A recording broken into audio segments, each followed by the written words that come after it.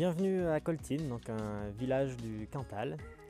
Je suis établi ici depuis 2012 et donc depuis cette année-là, j'ai débuté l'élevage de King. Actuellement, il y a donc une vingtaine de couples de King, donc ça oscille entre 18 et 22. J'arrive à 22 en pleine saison, je commence à 18, toujours essayant d'être un peu raisonnable. Et puis finalement, il reste toujours quelques box de reproduction de libre et des couples supplémentaires viennent compléter et remplir ces box de reproduction. Donc en pleine saison, je suis à 22 couples de King.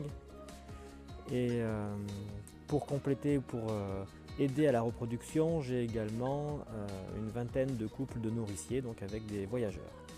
Depuis donc 2012, voilà, j'ai cet élevage de King directement dans plusieurs coloris. Je ne me suis jamais spécialisé dans une couleur en particulier. Donc, j'ai des rouges cendrés, des bleus, des bruns et quelques blancs. Sachant qu'aujourd'hui, il y a quand même majoritairement présent à l'élevage des bleus dans toutes les variétés. Donc des barrés, des bleus écaillés, des grisons, des andalous. J'aimerais également faire revenir le gène dilué, donc réélever des argentés. Et après, donc quelques couples en rouge cendré barré et également quelques couples en blanc. Et de moins en moins de sujets bruns quand même présents à l'élevage.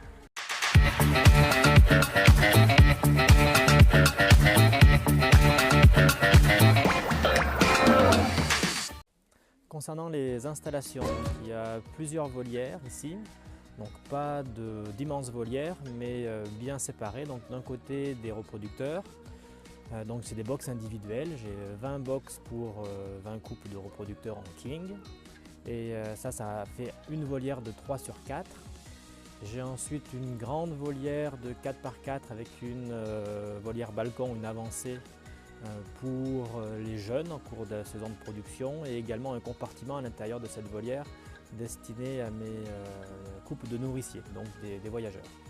Donc nous voilà à l'intérieur de la volière principale, on va dire, la plus grande en tout cas, celle qui fait 4 mètres par 4 mètres. Donc ici dans 3 compartiments. Pendant l'hiver, ça va être destiné donc à la fin de croissance des jeunes que j'ai conservés pour les expositions et pour l'élevage. Donc il y a un tiers de cette volière qui est destiné aux jeunes.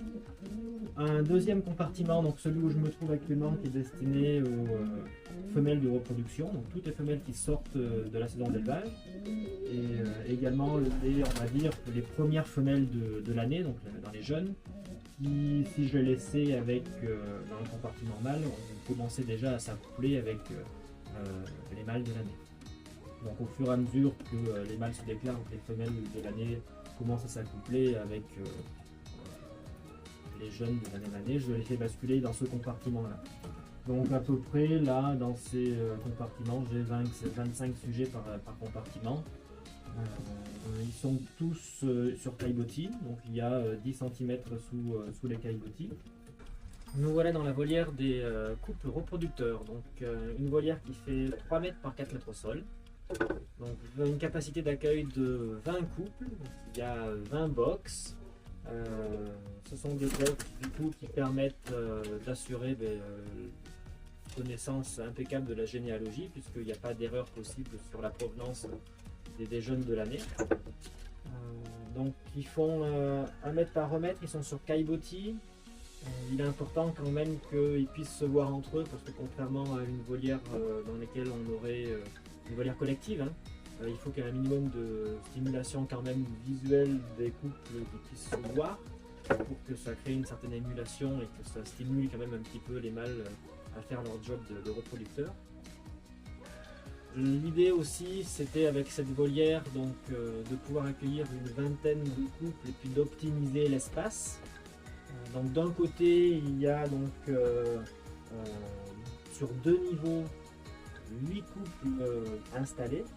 Donc on est sur une hauteur assez confortable là, sur ces box là, puisqu'un mètre sur 1 mètre toujours au sol, mais on va être sur du 80 cm de haut, plus 15 cm de hauteur sur caillebotis. Donc ça fait plutôt des box assez spacieux. Et de l'autre côté de la volière, je vais avoir 3 niveaux de cases de reproduction, donc 3 rangées de 4 box. un peu moins haut en hauteur, mais à peine de 5 à 10 cm, donc on va être sur 70 ou 75 cm de haut. Toujours sur 1 mètre par 1 mètre au sol. Avec donc un couloir central qui me permet d'accéder facilement à tous les box, et toujours dans l'idée de prendre le moins de place possible sur le box, et donc de laisser le plus de place disponible au pigeon à l'intérieur de son box de reproduction. J'ai des abreuvoirs, donc syphoïdes, mais un abreuvoir en commun pour 2 box de reproduction. Du coup, ça prend un peu moins de place à l'intérieur de chacun des 2 box. Et l'idée, c'est que ensuite, quand on va positionner les nids ou les mangeoires, on puisse avoir un espace, on va dire, de vie pour le pigeon qui soit confortable. Alors, contrairement à la grande volière vue précédemment en 4x4 avec une grande volière balcon sur le devant, donc avec une aération naturelle et qui se fait d'elle-même, hein. Ici, on est sur une volière qui est plus confinée. Donc pendant la période hivernale, c'est vrai qu'il va falloir faire un peu plus attention à l'état des fientes sous les caillebotis pour que, voilà, vérifier qu'elles soient bien secs, pas trop humides. Donc peut-être un nettoyage un peu plus fréquent ici pendant la période hivernale, tout simplement pour éviter, voilà, les mauvaises odeurs, les champignons au niveau des fientes et maintenir une ambiance ou une qualité d'air qui est suffisamment bonne dans cette volière là. Sinon, pour gérer l'aération à l'intérieur de cette volière, j'ai une ouverture sur toute la longueur ici haute de ces box de reproduction là, et dans le couloir central pendant l'hiver c'est à peu près fermé, hein, mais je peux ouvrir une partie de ma porte d'entrée de la volière qui va du coup faire un espace, une fenêtre, hein, tout simplement de 60 sur 60 cm. Et au fond de la volière ici, voilà, j'ai une plaque en bois également là, ici qui s'enlève et qui me fait une ouverture. Alors là, elle n'est pas fermée complètement, je laisse toujours un filet d'air traverser ici. L'idée c'est que j'arrive quand même à maintenir pendant l'hiver l'intérieur de la volière hors gel. Il faut vraiment que ça descende en dessous de -7, -8 pour que les abreuvoirs ici gèlent. Et du coup, pendant l'hiver, ça me permet, cette volière, d'accueillir les mâles.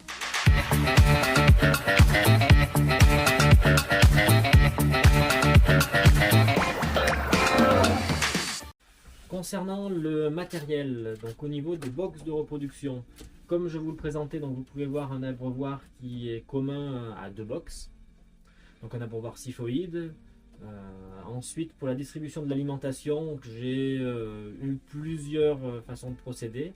La plus récente, c'est les mangeoires que vous pouvez voir là suspendues à la porte de chacun des box, qui permet encore une fois de sortir la mangeoire de l'intérieur du box de reproduction, gagner de la place, et en plus ça me permet d'éviter un maximum de gaspillage qu'on pouvait avoir avec des mangeoires un peu plus classiques.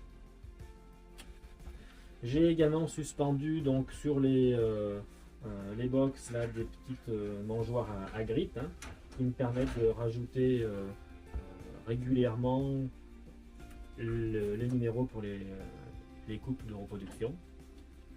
Alors à l'intérieur des box, je rajoute, ça m'avait été conseillé ça par José Pereira, donc des petites plaques en bois. Alors déjà tout simplement pour leurs aplombs, hein, parce que toute la journée sur du grillage, voilà, on est sur des oiseaux qui aiment bien se percher quand même. Donc là ça leur permet, ils se couchent tout simplement. Ils peuvent également se percher, on voit sur ces mangeoires là. Alors là c'est quand je m'absente, on est sur des mangeoires avec des trémies qui me permettent de mettre une quantité plus importante. Et avec les abreuvoirs qui peuvent, voilà, je vais mettre 3 litres pour 2 couples et puis 1 kg pour un couple, ça me permet de tenir tranquillement 10 jours, m'absenter 10 jours. Donc je parlais des petites plaques en bois, donc agréable pour les pigeons puisqu'ils ne sont pas du coup toute la journée sur le grillage. Et également au moment de la période de reproduction, donc c'est ce que José m'avait expliqué, ça peut inciter davantage les femelles à venir se positionner au milieu du box de reproduction. et du coup à faciliter le cochage, puisqu'on imagine que si la pigeonne se positionne ici en bord de case, la porte étant fermée ici, le mâle va avoir du mal à faire son boulot. Alors après, concernant les nids utilisés, alors comme la majorité des éleveurs, c'est un sujet casse-tête, donc je suis passé par beaucoup d'essais-erreurs. Encore une fois, il n'y a pas un nid idéal, il y a un nid qui est adapté aux volières que vous avez, puis à la race de pigeons que vous élevez.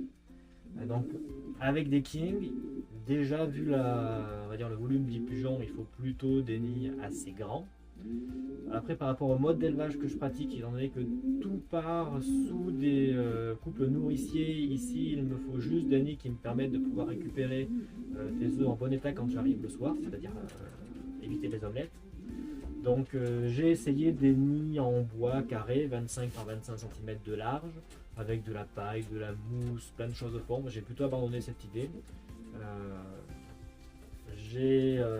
Donc j'en ai plus actuellement.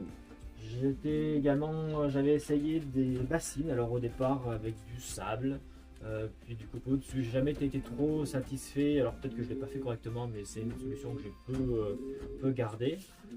J'avais les bassines, donc après je me suis dit je vais les lester un peu plus, alors j'ai mis du plâtre à l'intérieur. J'en ai encore quelques-unes des bassines comme ça. Ça me permet d'avoir une diversité un peu de nids, parce que toutes les femelles ou tous les couples n'acceptent pas forcément les nids que je vais vous présenter maintenant. Donc on a pu le voir ça dans le reportage d'Étienne de Barle, justement, c'est lui qui m'a donné cette astuce là. Des grands nids en pot de fleurs, en sous-coupe, en argile, donc suffisamment large, voyez, on est sur 27 cm de large, assez large également à la base pour permettre une bonne stabilité même sur un grillage. Si c'est pas suffisamment stable, pourquoi pas, c'est peut-être ce que je vais faire. Donc on va faire un petit carré en bois là, dans lequel viendrait s'insérer le nid. On peut voir ça d'ailleurs dans la vidéo de Christophe Kossler. Donc c'était une astuce encore à retenir. Et puis surtout, allez, quand on va mettre le fond de nid, on va avoir un fond de nid qui va bien être circulaire, et la pigeonne qui va venir poser ses pattes un petit peu plus en hauteur par rapport au niveau des œufs. Et je pense quand même que ça limite grandement la casse. J'ai, pour les pigeonnes qui encore une fois n'acceptent aucun de ces deux nids là, une autre possibilité, en terre cuite toujours, des coupelles classiques, mais en terre cuite parce que voilà, un peu plus lourde pour les kings. Et après, pour tous mes couples de pigeons voyageurs, des petites coupelles classiques en plastique, facile à nettoyer, du coup que j'ai pour ma vingtaine de couples de pigeons voyageurs.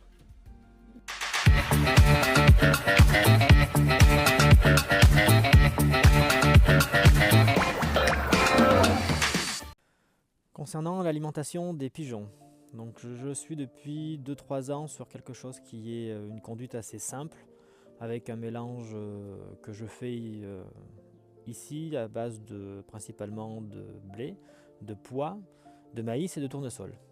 Donc le mélange, on va être sur 2 kg de blé pour 1 kg de pois et 1 kg de mélange tournesol, maïs et 1 kg de granulé poulet. Alors le granulé poulet, il est pendant la période, on va dire hivernale, plutôt c'est du poule pondeuse, et puis pendant la période mue et élevage des jeunes, je vais passer sur du pintado d'indono avec un taux de protéines qui est un peu plus élevé dans le granulé. Et alors comme je suis sur des aliments assez simples, ou en tout cas peu de variétés de graines dans le mélange, puisqu'il n'y en a que 4, le granulé permet un petit peu de pallier aux principales carences qu'il pourrait y avoir avec le manque de diversité de graines. Par rapport du coup à la distribution des aliments, c'est une distribution quotidienne, hormis quand je suis amené à m'absenter ou donc j'ai des mangeoires à trémie qui me permettent d'alimenter les pigeons pendant 1 semaine à 10 jours. Sinon, c'est distribution tous les soirs, avec des systèmes de mangeoires que je remplis dès que je fais ma tournée, ma distribution en soirée.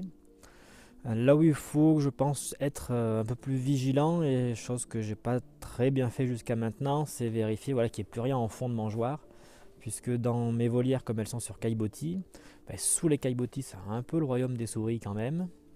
Et je pense que je vais investir dans de nouvelles mangeoires, on va dire, des grandes mangeoires d'1,50 m de long, qui me permettent de distribuer l'alimentation à tous les pigeons en même temps, c'est-à-dire que tous les pigeons vont pouvoir manger au même moment, un petit peu comme les grandes mangeoires qu'on voit dans le reportage de Christophe Kossler ou d'André Georges Zink ou chez Raymond Bisbar. Donc au moment de la distribution, du coup, tous les pigeons ont une place devant la mangeoire, il n'y a pas de risque qu'il y ait des sujets qui ne mangent pas. C'est des mangeoires suffisamment longues, mais surtout, une fois que la ration est distribuée, on peut rapidement les nettoyer, les enlever, ou en tout cas vérifier qu'il n'en reste plus rien à l'intérieur, ou les mettre en hauteur, pourquoi pas. Et du coup, on a des grains qui restent propres, et on n'a pas une accumulation de grains au fond de la mangeoire, chose que j'avais jusqu'à maintenant. Alors, dans la série des compléments alimentaires que je vais rajouter dans l'eau de boisson principalement, donc là un petit panel de produits que j'utilise régulièrement.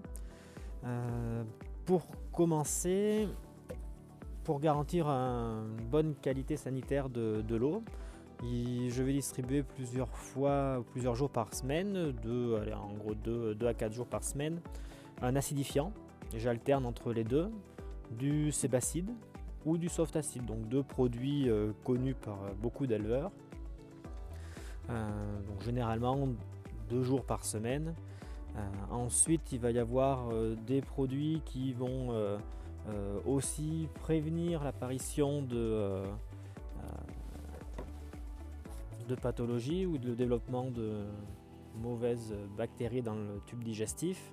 Donc des produits qu'on a déjà vus plusieurs fois dans les différents reportages, à base d'huile essentielle. Là, c'est du Valiptol, donc c'est utilisé pour garantir éviter justement le développement de bactéries pathogènes dans le tube digestif, notamment des salmonelles. Je trouve chez mon vétérinaire ici aussi un produit à base d'extrait de plantes pour prévenir tout ce qui va être développement des trichomonas. Et donc ça, je trouve ça chez mon véto. Donc même chose, dans l'eau de boisson, ça peut m'arriver également de le faire passer dans les graines. Et après des vitamines dans l'eau de boisson, principalement pendant la saison d'élevage du lactacal. Donc ça va complémenter en calcium notamment les pigeons pour essayer d'avoir une bonne qualité de coquille.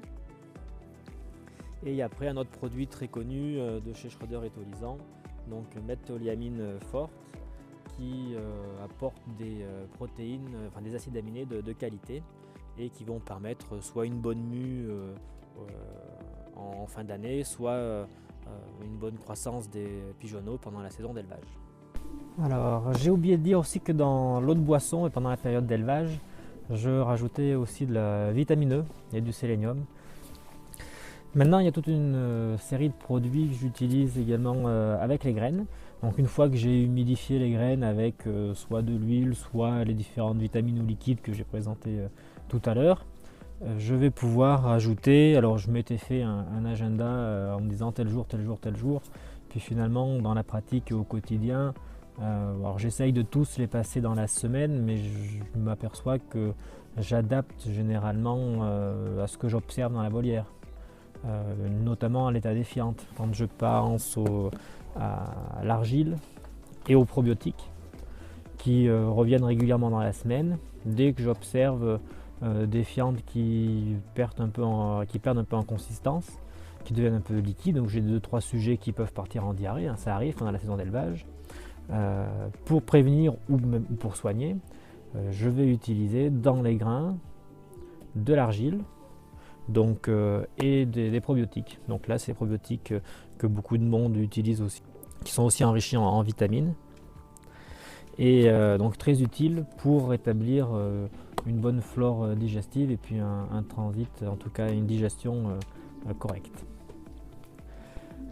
Également de façon importante, la qualité des protéines qu'il va y avoir dans l'alimentation qui vont permettre une bonne croissance, une bonne mue ensuite. Donc des levures de bière, donc des protéines de qualité qu'on rajoute dans les grains, Et ensuite, un autre produit que j'aime bien utiliser, c'est l'immunol, donc commercialisé par Schroeder et Tolisan. Donc ce sont des protéines et notamment à l'intérieur desquelles on va retrouver des anticorps. Donc on va avoir, du coup on va donner à manger notamment aux jeunes pigeonneaux des anticorps dirigés contre les principales bactéries pathogènes du tube digestif. Et ça permet, ce sont des mesures préventives pour garantir une bonne santé digestive, notamment des pigeonneaux pendant les premières phases de croissance et notamment au nid. Donc ça c'est un bon produit, bon, il n'est pas donné mais c'est un bon produit. Et ensuite en me documentant pareil, parce que voilà, avant d'acheter tous ces produits là, je me suis un petit peu documenté et puis sont apparus les produits un peu à la mode à base de plantes et on revoit sortir du thym, on revoit sortir de l'ail et les poudres qui sont vendues à prix d'or. Alors je me suis dit finalement, de l'ail en poudre, du thym ou de l'origan, on va aller sur un site de cuisine. Donc j'ai acheté 1 kg d'ail lyophilisé en poudre, même chose pour du thym, même chose pour de l'origan. Et je me suis fait un mélange de cette poudre là que je rajoute sur mes graines. Et alors, en tout cas ça donne une bonne odeur, ça a l'air, les pigeons ont l'air de l'apprécier. C'est un petit peu comme tous ces produits là, on est sur de la prévention et je pense que ça ne fait pas de mal. Et donc en plus, ce sont des produits, on trouve des produits équivalents commercialisés par tous ces gammes de produits pour pigeons. Donc je pense qu'on ne doit pas être loin de la vérité quand même.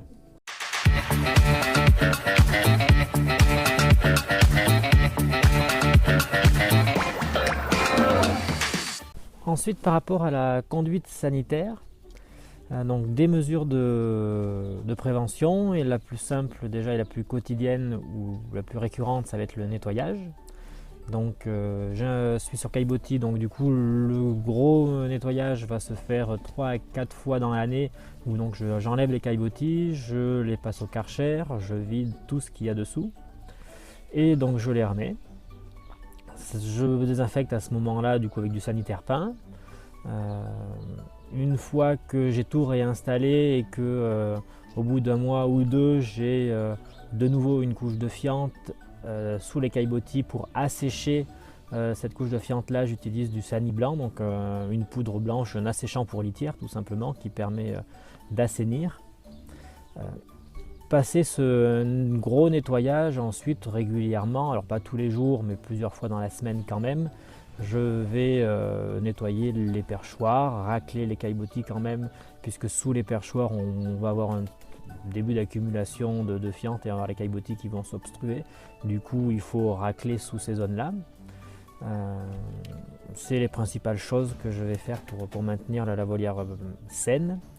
Des produits aussi chez Christophe Méo, donc à base d'huile essentielle, il y a l'Aptol, bien connu par de nombreux éleveurs, donc en pulvérisation dans les volières. Non seulement du coup l'odeur est agréable, mais on a un effet préventif sur notamment les maladies pulmonaires, donc notamment le coryza. Donc la projection sur les installations et sur les pigeons. Ensuite, dans les mesures préventives, j'utilise, alors ça c'est un essai depuis cette année, donc pour gérer on va dire les poux et les parasites externes.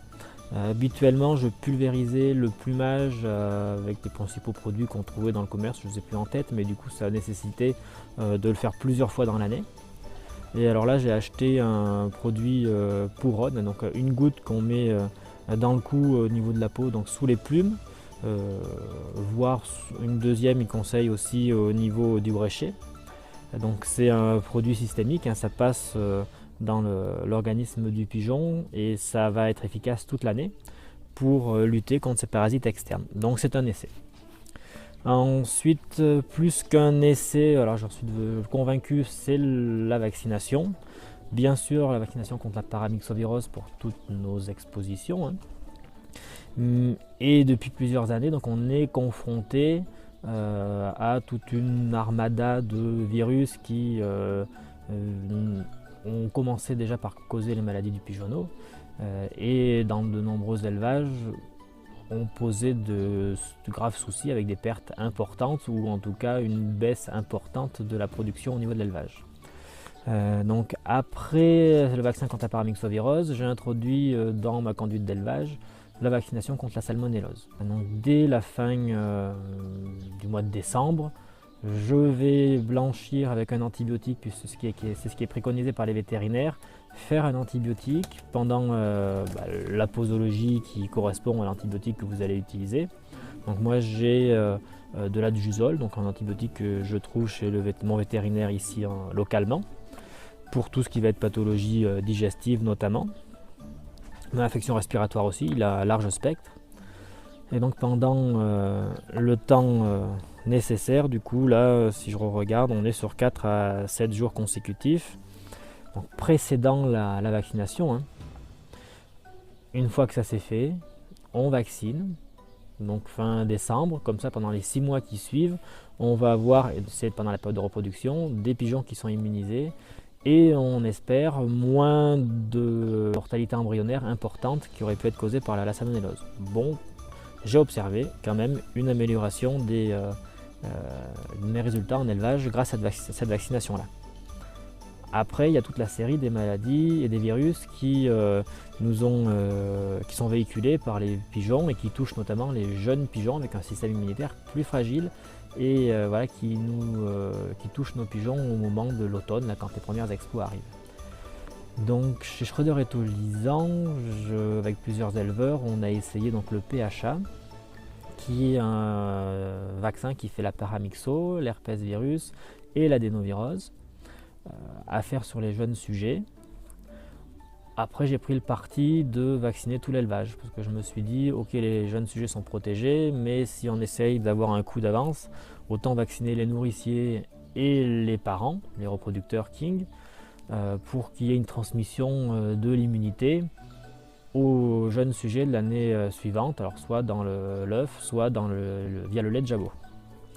Donc le PHA est un autre vaccin et j'ai testé cette année un nouveau vaccin de chez Schroeder et Tolizan, à savoir le RPC.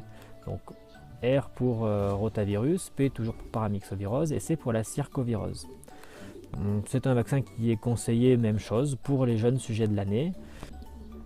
Ensuite, dans les autres produits, alors habituellement on va retrouver des anticoccidiens, donc en liquide ou en poudre, avec ici un produit qui fait aussi contre la tricot, que je vais pouvoir utiliser, même chose, pour préparer les reproducteurs avant la saison d'élevage.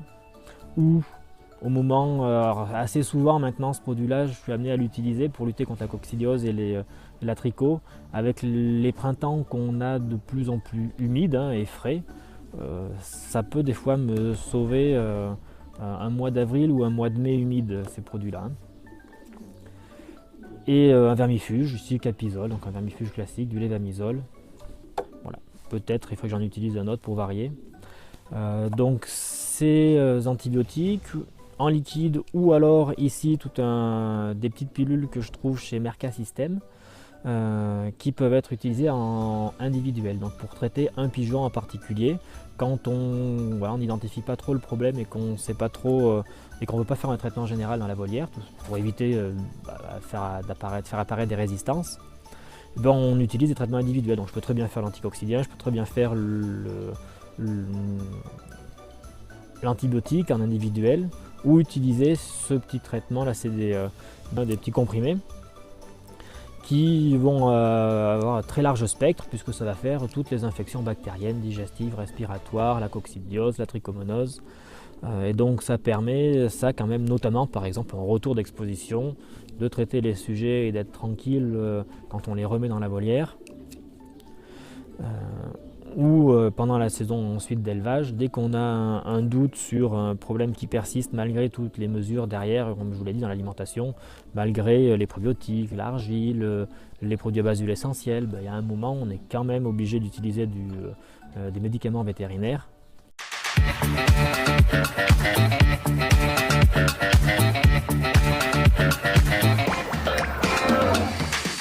Maintenant par rapport à la saison de reproduction, donc ici on est dans la volière des reproducteurs, donc c'est ici que ça va se dérouler, le cœur de l'action.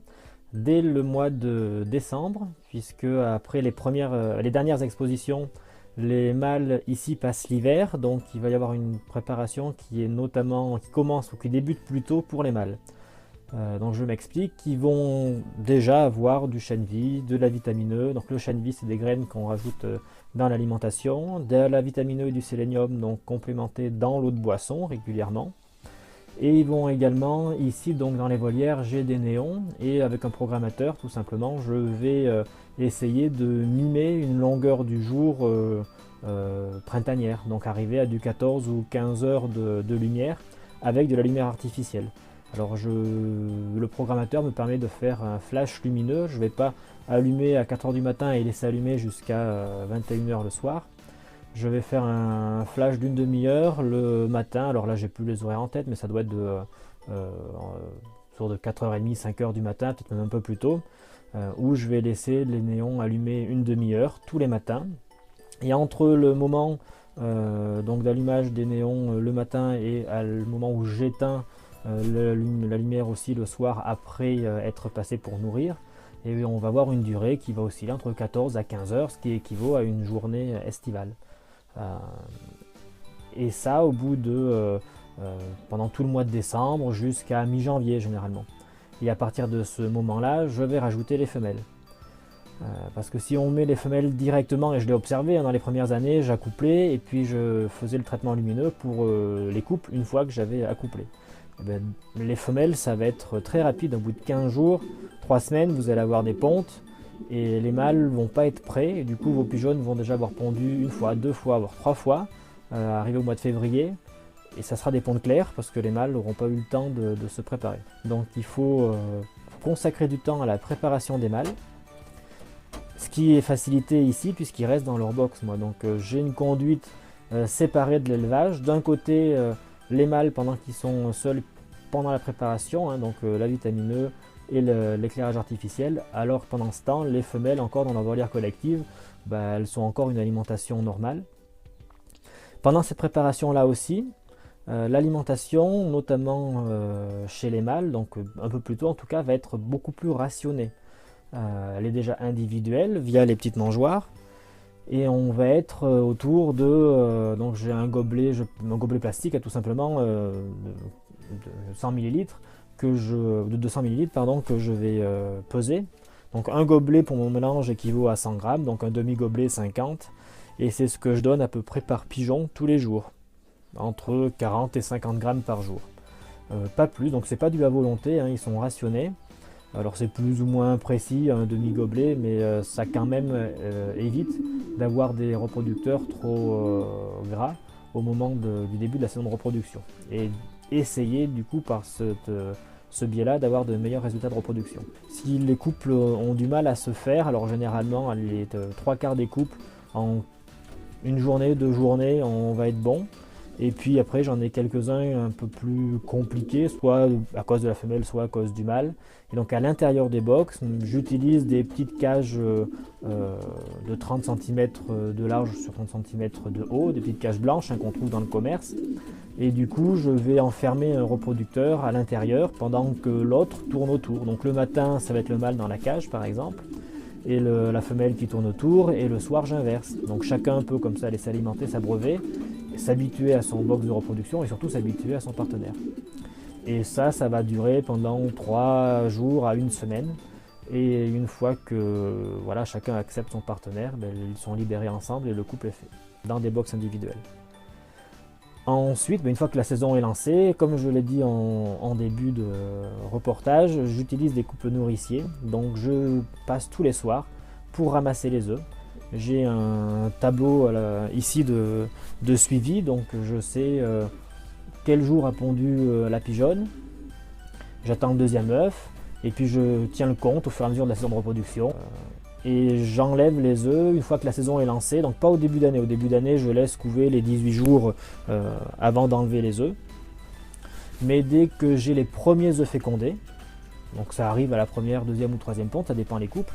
Mais dès que j'obtiens les premiers œufs fécondés, là j'accélère le rythme de récolte des œufs. Donc ça veut dire que la pigeonne pond, je place sous les nourriciers, je constate que c'est fécondé, 10 jours après que ma Pigeon King ait pondu, je lui retire les œufs. Et j'attends pas les 18 jours habituels. Comme ça, je relance un nouveau cycle plus rapidement. Voilà. Et au début, je faisais ça dès la première ponte, donc pendant le mois de février. Et je fatiguais les pigeons puisque, voilà, comme je l'ai dit tout à l'heure, les mâles n'étaient pas prêts, les œufs étaient clairs et les pigeons pondaient. Donc c'était une erreur de débutant. Et j'essaye maintenant d'attendre avant d'accélérer le rythme des pontes, d'avoir les premiers œufs fécondés.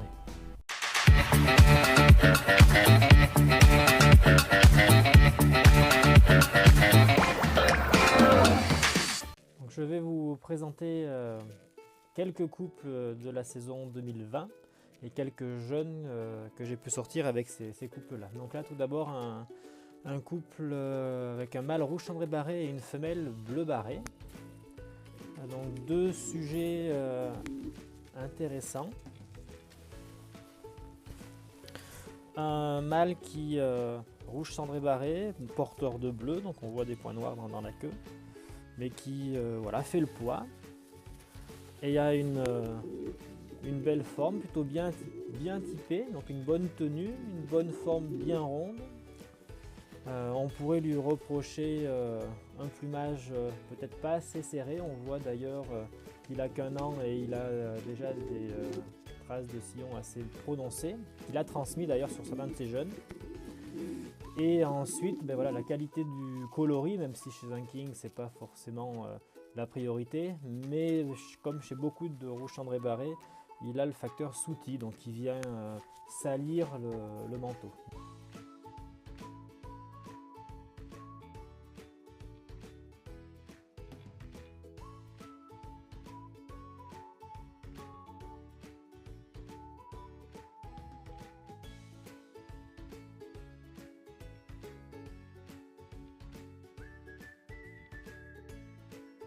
Donc l'idée avec ce couple-là, ça avait été d'essayer de retrouver des manteaux propres en lui mettant une pigeonne qui a des qualités ensuite propres au king, mais qui en tout cas au niveau du manteau et de la couleur avait un manteau propre. Donc une pigeonne qui n'est pas sooty.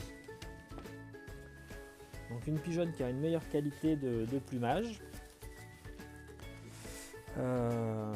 Des barres bien dessinées, une bonne prise en main, une plume qui est plus serrée que le plumage du mâle. Donc elle fait le poids, peut-être un poil moins ronde que le mâle. Donc dans la forme, vous pouvez peut-être avoir le mâle qui avait tendance à avoir une queue un peu plus remontée que ce que le standard souhaiterait. Et là, on a une pigeonne qui a une queue un peu plus proche de l'horizontale quand même. Avec un cou très puissant pour une femelle, une bonne rondeur de tête, un œil un peu plus dégagé que ce que le mâle peut avoir. Donc voilà, c'était le pari pour 2020.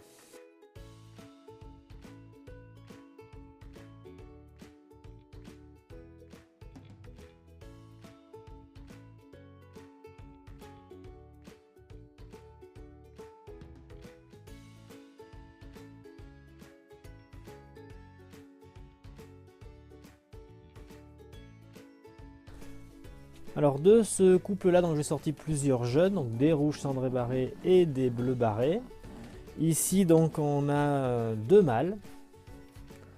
Un mâle, alors bizarrement, alors peu importe le sexe, mâle ou femelle, mais les rouges cendré barrés sont en termes de qualité sortis un peu en dessous que ce que j'ai pu avoir en bleu barré. Donc là j'ai un mâle rouge cendré barré qui me servira donc de mâle reproducteur pour cette nouvelle année, qui a récupéré un petit peu le plumage flou du père, mais j'ai un manteau un peu plus propre, un peu moins marqué par le facteur sooty. Donc je pense que c'est sur la bonne voie et il faut travailler avec ce sujet-là. Une queue qui est assez serrée, malgré le plumage qui est peut-être un peu flou quand même au niveau du cou. Mais une bonne forme, un pigeon qui pourrait mériter un peu plus de tenue, je pense. Et ici, donc un sujet, alors comme le frère, pas de souci au niveau du poids. Un sujet qui a une très bonne base de cou, enfin un cou bien fort, bien conique, un peu comme la mer. Un sujet très rond, très rond, une boule. Donc en termes de forme, on a vraiment des points forts au niveau du ce qu'on recherche au niveau du standard du King.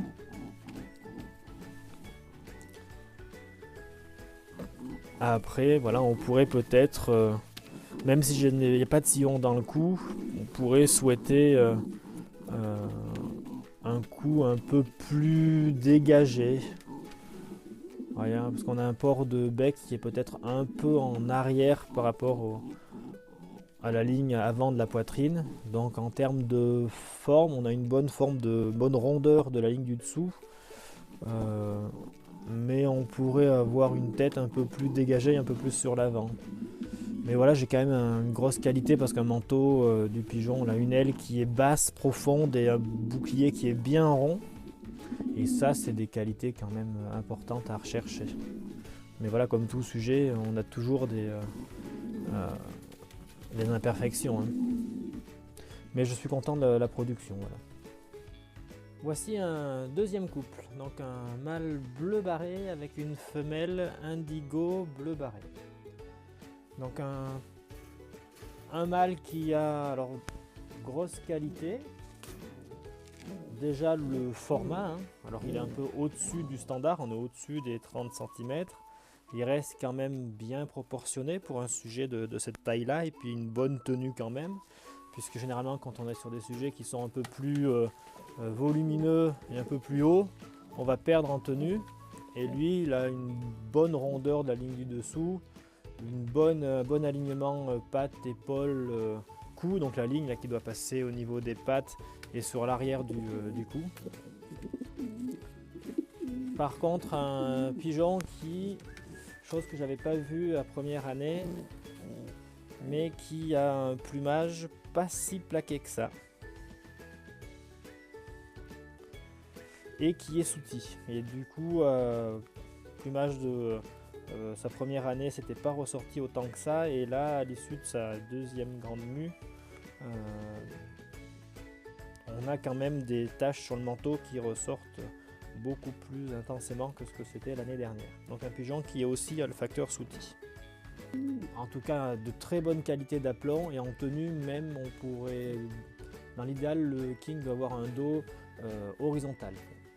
Et lui a un peu quand même tendance à se tenir tellement droit que la ligne du dos pencherait un peu vers l'arrière. Donc quand on dit une excellente tenue, finalement c'est trop de tenue, hein, donc c'est un peu l'effet inverse.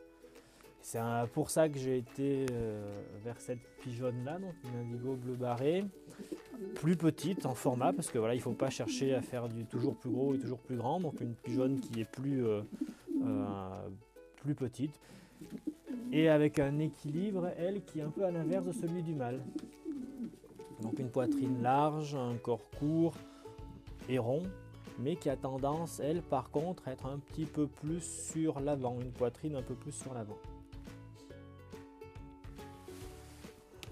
Alors dans l'idéal, bien sûr, c'est d'avoir deux pigeons bien équilibrés hein, dans un couple, hein, ça a une production beaucoup plus homogène. Donc des sujets qui sont sortis de ce couple-là de qualité, mais par contre, voilà, l'erreur que j'avais pas vue l'année dernière, c'est la qualité de plume. On est sur des plumages qui sont trop souples, pas assez serrés chez les deux sujets. Et donc j'ai sorti des jeunes qui avaient les mêmes défauts, hein, tout simplement. Ça s'est un peu amélioré après la mue des jeunes de l'année, mais j'ai quand même des queues, des croupions assez larges, des plumages pas si serrés que ça. Et dès la première année, des sillons, des départs de sillons au niveau du cou. Donc j'ai des sujets issus de ce couple-là qui sont des sujets de travail. Mais il va falloir que je sois attentif dans les accouplements de ces jeunes-là. Voici deux jeunes de l'année, donc de ce couple-là. Un mâle bleu barré et une femelle bleu barré. Alors j'ai eu plusieurs indigo barrés également. De bonne qualité, mais bon là j'ai Deux sujets qui sont assez représentatifs de ce que le couple m'a produit, qui en qualité de plumage sont un peu supérieurs que ce que peuvent l'être les indigos. Alors tout d'abord, un mâle. Alors pendant longtemps, ce sujet-là a un début de croissance un petit peu laborieuse. Ça se voit encore au niveau du plumage où on n'a pas toutes les plumes de couverture au niveau du manteau là. Donc on a une tenue de l'aile des fois qui est un petit peu aléatoire. Par contre, voilà, hein, comme le père pouvait l'être, le fils est très massif. La plume est quand même un peu plus serrée. Je ne vois pas de marque de soutis dans le manteau. Donc croisons les doigts. Il a une tête, il a récupéré la tête de la mère. Hein. Donc une bonne rondeur de tête, un bec base forte, longueur moyenne là, et puis bon, un très très joli bec. La prise en main est très bonne, donc on est au kilo hein, sur un sujet qui fait 1 kilo. On a globalement un pigeon qui a une bonne forme, hein, on n'est pas si loin de l'image du standard, on pourrait lui souhaiter un peu plus d'élégance quand même. Donc c'est un sujet qui restera à l'élevage. Une sœur maintenant. Alors elle, on est totalement dans l'équilibre de la mère. C'est-à-dire qui penche un peu sur la poitrine. Donc on est sur une bleue barrée qui par contre en termes voilà, de qualité de prise en main, on est sur quelque chose qui est très plaisant avec un bréchet qui est court. Par contre qui va chercher loin en profondeur. Donc ça fait une prise en main qui est agréable. On n'a pas un pigeon qui va chercher loin comme ça. On a un bréchet qui, au contraire, qui est plutôt tassé, qui est assez court. On le voit du coup quand on la prend en main par-dessus, on voit qu'on a un sujet qui est court. Hein. Voilà, en termes de largeur et longueur, on est sur des ratios qui correspondent au standard. On n'a pas des pigeons à rallonge là derrière. Mais là on est sur, voilà, en vue de dessus, on a la fameuse forme de goutte. Donc pour terminer, voici 3 autres jeunes, donc des jeunes bleus barrés, des tardifs, donc issus de fin de saison, puisque voyant du coup les quelques défauts au niveau plumage et tenue des jeunes de ce mâle bleu barré, j'ai décidé de le réaccoupler. Et du coup, je lui ai mis la femelle bleu barré qu'on avait vue dans le premier couple. Donc elle avait un plumage beaucoup plus serré et beaucoup plus de rondeur et en tout cas une tenue plus équilibrée, un dos qui était plus horizontal. Donc on revenait sur de la norme plutôt que d'avoir une femelle qui penchait vers l'avant et un mâle qui penche vers l'arrière. On revient sur une femelle qui avait une bonne tenue, un équilibre du corps, une ligne de dos horizontale. Et j'ai essayé après d'avoir des sujets avec ce couple-là. Donc que du bleu barré évidemment. Le premier sujet, donc le plus vieux des 3. Je pense une femelle. Bon, mais tout de suite on sent qu'on est sur une qualité de pigeon supérieure aux demi-frères et sœurs, hein, donc ceux obtenus avec le premier accouplement. Donc là, quand j'ai vu le premier sujet, je me suis dit, bon, j'ai bien fait de réaccoupler. Du coup, le couple repartira tel quel l'année prochaine. Donc un premier sujet. Alors, comme le père, beaucoup plus, un peu plus haut sur pattes. Par contre, voilà, on retrouve la qualité de plume de la mère. Dégage bien également le cou. On a un pigeon qui est harmonieux, on pourrait lui une queue qui est plus serrée également, une largeur d'une plume. On a une bonne rondeur de la ligne du dessous. On pourrait lui reprocher les ailes qui croisent et des aplombs peut-être même un peu trop droits. Alors on n'a pas des articulations des pattes qui basculent sur l'avant, mais on pourrait ne pas être bien loin. Donc vigilance là-dessus quand même. Mais un très bon sujet. Et ensuite, donc des frères et sœurs, donc 1 mois plus jeunes, donc pas encore terminés. il va falloir être patient, mais vu la qualité du premier sujet, j'ai bien envie d'être patient. Donc là, un sujet un peu plus craintif, mais avec une bonne largeur de poitrine, un bon arrondi de tête, une base de cou puissante, dégage un peu moins que la sœur, mais j'ai un espacement de pattes qui vont de pair avec la puissance du sujet, avec les pattes bien écartées. Alors, comme toujours, une prise en main pour pouvoir avoir une meilleure idée. Donc un sujet qui a une prise en main agréable. La mue n'est pas finie, du coup le plumage n'est pas encore terminé. Je sens quand même à la prise en main que le plumage sera un peu moins serré que le premier sujet.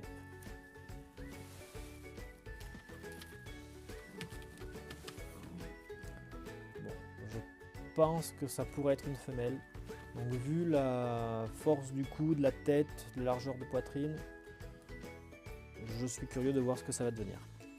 Et un dernier sujet, je pense un mâle qui ressemble beaucoup plus au père. Un petit peu haut comme le père, je pense à leur présence d'une troisième barre. Par contre, en prise en main, j'ai quelque chose d'agréable. Donc, c'est-à-dire, voilà, ça pèse, on est au kilo là, largement. Un plumage qui est un peu plus serré que les jeunes du premier couple, donc les demi-frères et demi-sœurs. Un peu moins peut-être que le premier sujet encore sur les trois. Alors je parle beaucoup des plumes, mais voilà, on est sur un pigeon de forme, hein, donc un type poule qui doit avoir cette ligne du dessous bien ronde. Et pour avoir cette forme-là, il faut que la plume soit plaquée, soit serrée. Sinon, ça devient flou, hein, et puis la forme, la rondeur de la ligne du dessous ou la forme du pigeon, du coup, elle n'est plus aussi nette, elle n'est plus aussi belle, c'est plus aussi net, quoi.